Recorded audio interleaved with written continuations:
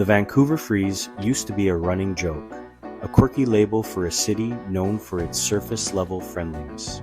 People are polite, plans are a soft maybe, and new friendships, let alone dates, often feel like they stall out at the nice chat on the seawall stage. It's the social equivalent of a beautiful postcard with nothing written on the back. In the 2025-2026 moment, that reputation hasn't disappeared. Instead, it's sharpened into something more specific. A city where the desire for genuine connection is palpable, yet the follow-through required to build it is increasingly scarce. And dating has become the loudest, most frustrating arena where that fundamental mismatch shows up. It's a paradox playing out against a backdrop of stunning mountains and sparkling water, a city that invites you in but keeps you at arm's length. One key reason this feels so visible now is that Vancouver has been openly wrestling with loneliness and social isolation for years, long before it became a viral dating meme or a TikTok trend. This isn't just a feeling, it's a documented social pattern.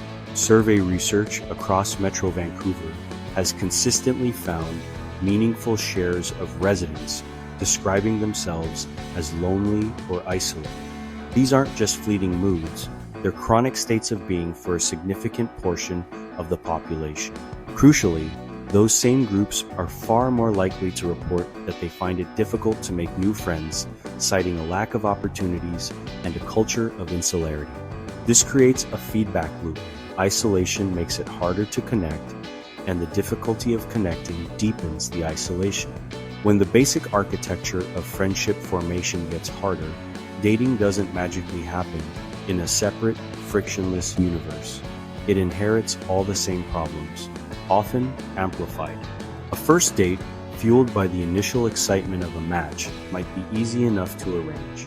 But building a real relationship that survives the third, fourth, or fifth week of packed schedules, competing priorities, and the endless stream of soft cancellations, that's where the freeze is truly set to live. It's the slow fade after a promising start, the enthusiastic text exchange that dissolves into silence. It's the feeling that you're auditioning for a role in someone's already overcommitted life. A life where there's simply no room for the sustained effort a new connection requires. In 2025, the freeze also got boosted by social media storytelling that makes the vibe feel measurable.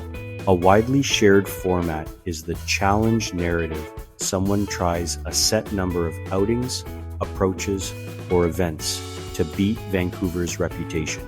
A January 2025 story circulating through major Canadian news syndication covered a TikToker's attempt to make friends in Vancouver and directly tied the experience to the Vancouver Freeze label.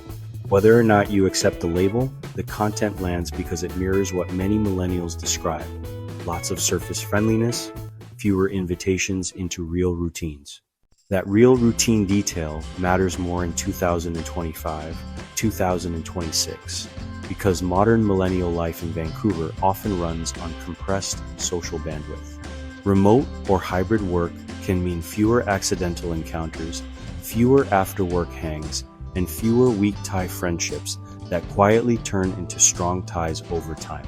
A UBC feature on why it can be hard to make friends in Vancouver explicitly points to loneliness as a public health issue and highlights how isolation can be intensified by structural patterns like working from home.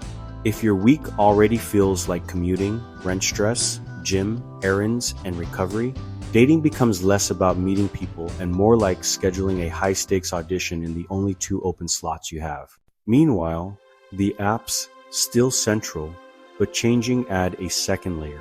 The tech promise is infinite choice. The lived experience is often decision fatigue, ghosting, and roster culture. Even local coverage of dating culture has started reflecting that shift.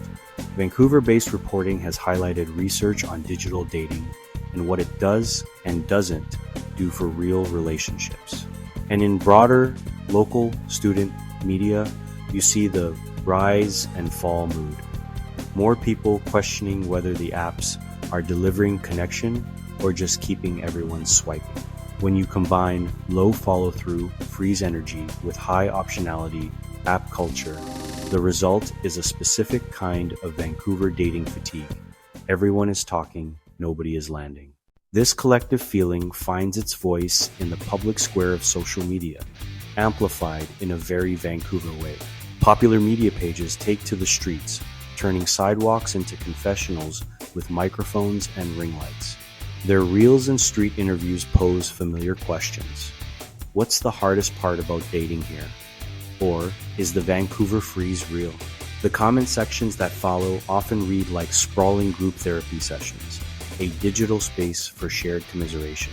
Instagram posts asking whether dating apps are the best way to meet people in Vancouver tend to pull the same themes to the surface. Polite but distant interactions, flakiness framed as busy, and the sense that it's hard to move from message to meetup to something stable. But for every comment validating the struggle, there's a countertake. Others chime in to argue that the problem isn't the city, but the approach that true connection requires more vulnerability than people are willing to risk. Threads, conversations echo it too, with people pointing at the city's transient feel and a kind of social jadedness. Why invest if people might leave, or if you've been ghosted enough times to stop trying as hard? It's a protective mechanism that can accidentally become a barrier. Even Reddit debates, messy, honest, sometimes brutal, show the freeze functioning less as a single phenomenon and more as a bundle of explanations people reach for when they feel stuck. It becomes a shorthand, a shared narrative that's both a comfort and a cage, validating personal experience while sometimes obscuring individual agency. So, is Vancouver actually harder to date in 2025, 2026, or just louder about its difficulties? The most defensible answer is that the freeze isn't one thing. It's the complex intersection of three powerful forces. First, there's the city's urban design and lifestyle. Vancouver is a city of stunning but separated neighborhoods, often requiring long commutes that drain both time and energy, making spontaneous meetups a logistical challenge. Second, there's the immense economic pressure and resulting time scarcity. The high cost of living means many people are working longer hours or multiple jobs, leaving little bandwidth for the consistent effort that dating requires.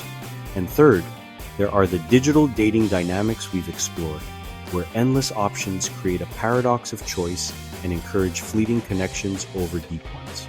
Together, these factors make consistency incredibly rare.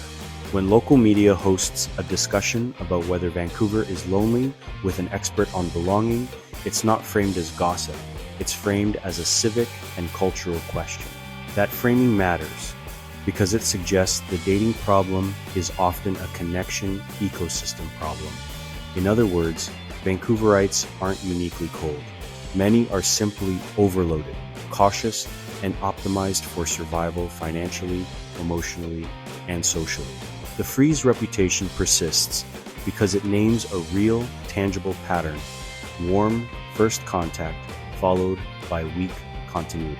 It's a cycle of promising beginnings that fizzle out due to a lack of sustained energy or opportunity. Dating is simply the arena where that pattern hurts most.